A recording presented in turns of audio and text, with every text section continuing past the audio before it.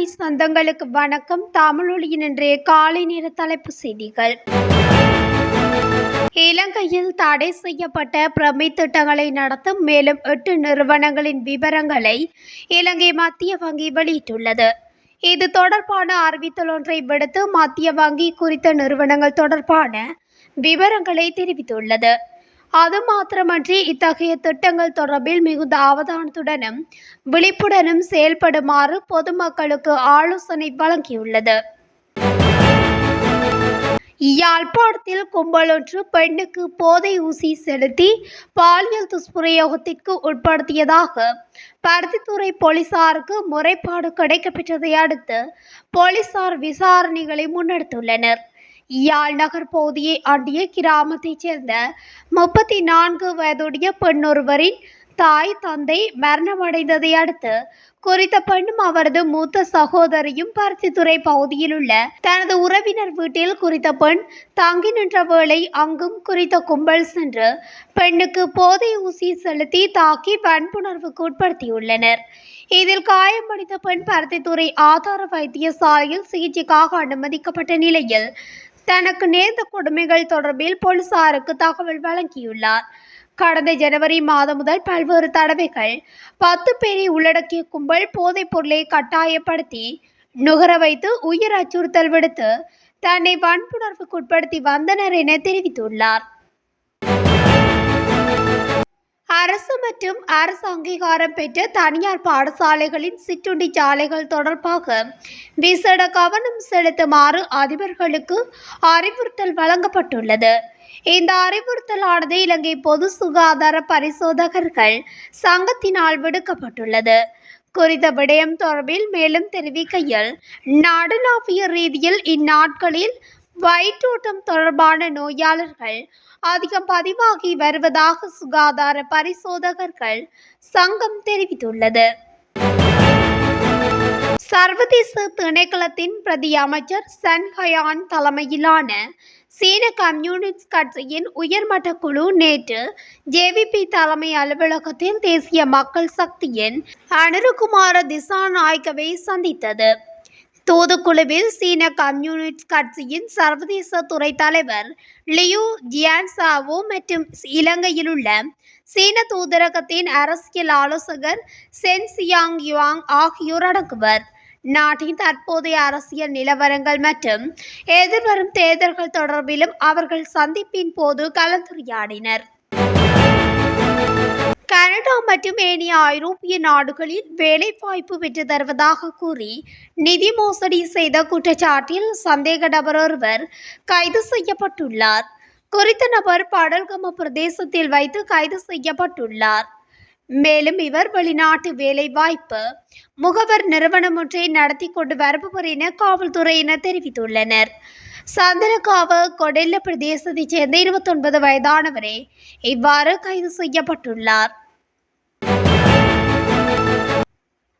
கம்பஹா மாவட்டத்தின் சில பகுதிகளில் இன்று புதன்கிழமை 12 மணித்தியால நீர்வெட்டு அமல்படுத்தப்பட உள்ளது. இன்று காலை 8:30 தொடக்கம் இரவு 8:30 வரை நீர் விநியோகம் துண்டிக்கப்பட உள்ளதாக தேசிய நீர்வளங்கள் வடிகாலமைப்பு சபை தெரிவித்துள்ளது. பேலியகுடை, வத்தலை, காந்தானை, யாழ், கட்டுநாயக்க, சீதுவ நகர சபைக்குட்பட்ட பகுதிகள், கலனி, மகா, தொம்புரி ஆகிய இடங்களிலும், மினுவாங்குடை பிரதேச சபைக்குட்பட்ட பகுதிகள் மற்றும் கம்பஹா பிரதேச சபைக்குட்பட்ட பகுதிகளிலும் இவ்வாறு நீர்வெட்டு அமல்படுத்தப்படவுள்ளது. திருத்தப் பணிகள் காரணமாக நீர்வெட்டு அமல்படுத்தப்படவுள்ளதாக தேசிய நீர்வளங்கள் வடிகாலமைப்பு சபை தெரிவித்துள்ளது. மோட்டார் வாகன திணைக்களத்தின் போலி முத்திரைகள், தற்காலிக சாரதி அனுமதி பத்திர ஸ்டிக்கர்கள் போன்ற போலி ஸ்டிக்கர்கள் மற்றும் போலி ஆவணங்களுடன் பதுளையில் ஒரு ஜோடி சிக்கியுள்ளது. 43 வயதுடைய சந்தேக நபரும் 22 வயதுடைய யுவதியும் நேற்று கைது செய்யப்பட்டுள்ளனர் என குற்றப்புலனாய்வு பிரிவு அறிவித்துள்ளது.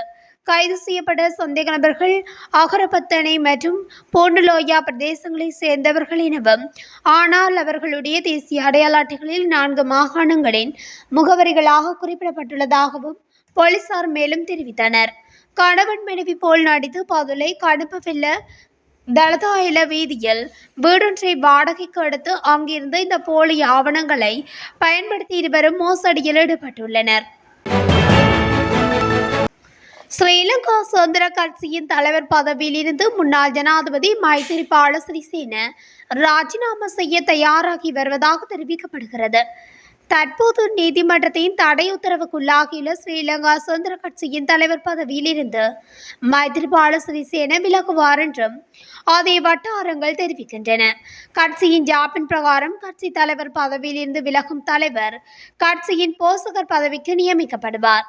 தற்போது கட்சியில் கடும் கருத்து மோதல் நிலவி வரும் நிலையில் இரு பிரிவினரும் 2 பதில் தலைவர்களின் பெயர்களை கூறி தேர்தல் ஆணையத்திடம் கடிதம் கையளித்துள்ளனர். இந்த நியமனங்களுக்கு எதிராக அதே கட்சியைச் சேர்ந்த பலரும் தேர்தல் ஆணையத்திடம் புகார் அளித்துள்ளனர். யாழ்ப்பாணத்தில் இருந்து வெளிவரும் பத்திரிகையின் பிரதம ஆசிரியருக்கு எதிராக வடமாகாண ஆளுநர் PSM சால்சினால் போலீஸ் நிலையத்தில் முறைப்பாடு ஒன்று பதிவு செய்யப்பட்டுள்ளது. இதையடுத்து பத்திரிகையின் பிரதம ஆசிரியர் போலீசாரினால் விசாரணைக்கு உட்படுத்தப்பட்டுள்ளார். பத்திரிகையின் பிரதம ஆசிரியர் போலீஸ் விசாரணைக்கு உள்ளாக்கப்பட்டமை தொடர்பில் யாழ்ப்பாண ஊடக அமையம் தனது வன்மையான கண்டனங்களை வெளியிட்டுள்ளது. தமிழ் சிங்கள புத்தாண்டின் பின்னர் முதல் தடவையாக நாடாளுமன்றம் இன்று கூடவுள்ளதாக தெரிவிக்கப்படுகிறது. இந்நிலையில் குற்றவியல் நடைமுறை சட்டத்திருத்த சட்டம் மூலம் மற்றும் அபாயகரமான போதைப்பொருள் கட்டளை சட்டத்தின் கீழான உத்தரவுகளின் 2ஆம் வாசிப்பு மீதான விவாதம் இன்றைய தினம் நடைபெறவுள்ளது. புத்தளம் கட்பட்டி பகுதியில் போலீஸ் சீருடையில் வீடொன்றுக்குள் புகுந்த 8 மில்லியன் பணத்தை கொள்ளையிட்டு சென்றுள்ளதாக போலீசார் தெரிவித்துள்ளனர். இச்சம்பவமானது கட்பட்டி நுரைச்சோலை பகுதியில் இடம்பெற்றுள்ளது. இதன்போது குற்றவாளிகள் 8 மில்லியன் பணம் மற்றும் சுமார் 40 சவரன் எடையுள்ள தங்க நகைகளை கொள்ளையிட்டு சென்றுள்ளனர். அம்பாறையில் நீண்ட காலமாக போதைப்பொருள் விநியோகத்தில் ஈடுபட்டு வந்த குற்றச்சாட்டின் பேரில் கல்முனை மாநகர சபையின் முன்னாள் கணக்காளர் ஒருவர் கைது செய்யப்பட்டுள்ளார். அண்மையில் ஐஸ் மற்றும் கஞ்சா போதைப் பொருளுடன் மருதமுனை நகரை அண்டிய பகுதிகளில் சந்தேக நபர் ஒருவர் கைது செய்யப்பட்டார். இந்நிலையில் அவரின் வாக்குமூலத்தை அடிப்படையாக கொண்டு பெரிய நீலாவணி போலீசார் துரித விசாரணை நடவடிக்கைகளை முன்னெடுத்திருந்தனர். வெளிநாட்டு அலுவல்கள் அமைச்சின் கவுன்சிலர் பிரிவானது பத்திரமுள்ள ஸ்ரீ சுபுத்திரபுர வீதியில் உள்ள ஜுகிரூபாய இன் 16ஆம் தளத்தில் உள்ள புதிய இடத்திற்கு இடமாற்றம் செய்யப்படுவதாக அறிவிக்கப்பட்டுள்ளது.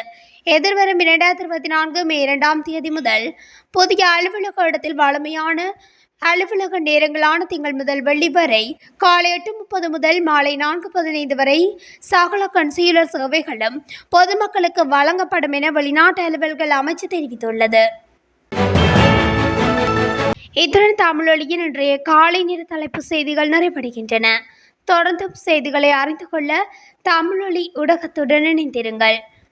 நன்றி.